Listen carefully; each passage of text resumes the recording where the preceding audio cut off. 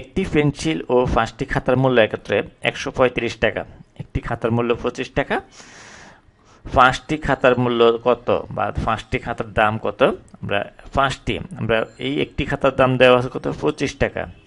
তাহলে 2টি খাতার দাম আসবে, আমরা 2 দ্বারা গুণ করব। 3টি খাতার দাম 3 দ্বারা গুণ। 5টি যেহেতু চাওয়া হয়েছে, তাহলে 5 দ্বারা 25কে গুণ করলে যেটা আসে, তাহলে এই 5টি খাতার দাম পাওয়া যাবে।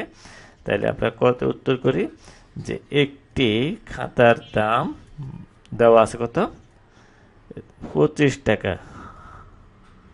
খাতার দাম হচ্ছে কত? 25 টাকা। 25 টাকা। তাহলে সুতরাং আমাদের এই 5টি খাতার দাম, কত আসে? সুতরাং 5টি খাতার দাম আসে, এই গুণ হবে 5 এত টাকা 25। তাইলে আমরা আলাদা একটু গুণ করি, তাহলে গুণ করলে পাই, আমরা রাফ করব এখানে। তাহলে 25কে কি দ্বারা গুণ করব? 5 দ্বারা। তাহলে আমরা পাই 5 5 25, 25-এর 5 হাতের হলো কত? 2। 5 দুগুণে 10, 10-এর 2 কত আসে?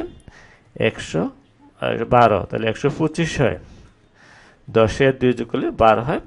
তাহলে আমরা পাইলাম এই 5টি খাতার দাম আসে 125 টাকা।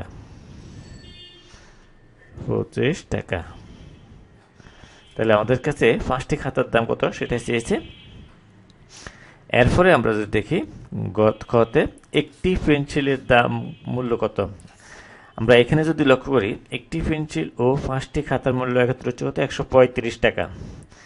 এই 5টি খাতার দামও এখানে আছে 125 টাকা, যেটা এটা একত্রে 5টি খাতার দাম হচ্ছে 125 আর একটি পেন্সিলের দাম মিলে হয়েছে 135 টাকা। তাহলে আমরা যদি এখান থেকে 5টি খাতার দাম বিয়োগ দিয়ে দিই, তাহলে একটি পেন্সিলের দাম পাওয়া যাবে।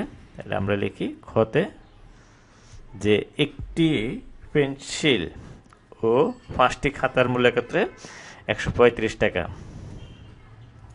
আমরা লিখি একটি পেন্সিল ও 5টি খাতার দাম, 5টি খাতার দাম একত্রে, দাম আমরা একত্রে লিখতে পারি, যেহেতু লিখছি প্রশ্নে। একত্রে কত? 135 টাকা। 35 টাকা। আর 5টি খাতার দাম হচ্ছে 125 টাকা। 5টি খাতার দাম হচ্ছে কত? 125 টাকা। তাহলে আমরা যদি এখন বিয়োগ করি, তাহলে একটি পেন্সিলের দাম পাওয়া যাবে। তাহলে বিয়োগ করি, তাহলে বিয়োগ করলে পাই একটি পেন্সিলের দাম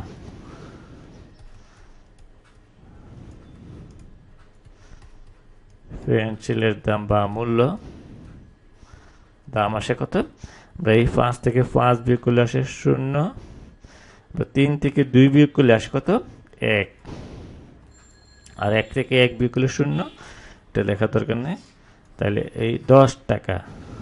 তাহলে আমাদের একটি পেন্সিলের দাম পেয়ে গেলাম কত? 10 টাকা। এরপর আমাদেরকে প্রশ্নে বলা হয়েছে যে যে 10টি, গতে বলা হয়েছে 10টি পেন্সিলের দাম কত আসে। আমরা একটি পেন্সিলের দাম 10 টাকা, 2টার দাম আসবে 20 টাকা, 2 দ্বারা গুণ করলে 20, 3টার দাম 30, তাহলে 10টার দাম আসবে 100। আমরা 10-এর নামটা যদি পারি, তাহলে 10টির দাম পেয়ে যাব। তাহলে 10টি পেন্সিলের দাম দেওয়া আছে, যেটা আমরা গতে অ্যান্সার করি। গতে, তাহলে আমরা গতে অ্যান্সার করি। গতে একটি পেন্সিলের দাম আমরা এখানে পাই যে একটি পেন্সিলের দাম এখানে আমরা দেওয়া আছে যে পেয়েছি একটি পেন্সিলের দাম কত? 10 টাকা। 10 টাকা। সুতরাং 10টি পেন্সিলের দাম আসবে এই 10 গুণ হবে আমাদের এই যেটা দাম দেওয়া আছে এটা ইন্টু হবে এত টাকা